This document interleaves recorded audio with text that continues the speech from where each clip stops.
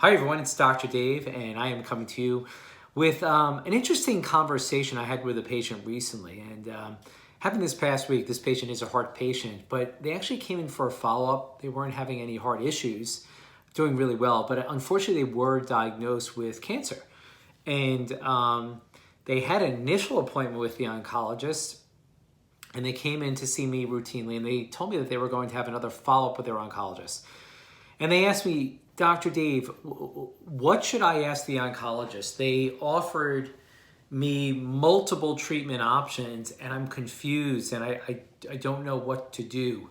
So I had a very long discussion with the patient, but at the end of the day, I told the patient the most important question to me that I would ask your doctor is, if this was your family, if this was your loved one, what would you recommend? And I think that's very telling, because as physicians, we have to give you your options when dealing or treating a disease. But a lot of times doctors will have their bias, maybe because of not necessarily the studies that they've read, but personal experience. And I think that goes a really long way.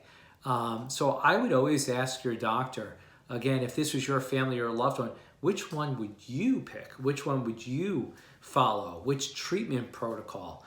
And then take it and think about it and, either go with it or get a second opinion and maybe ask the same question to that doctor.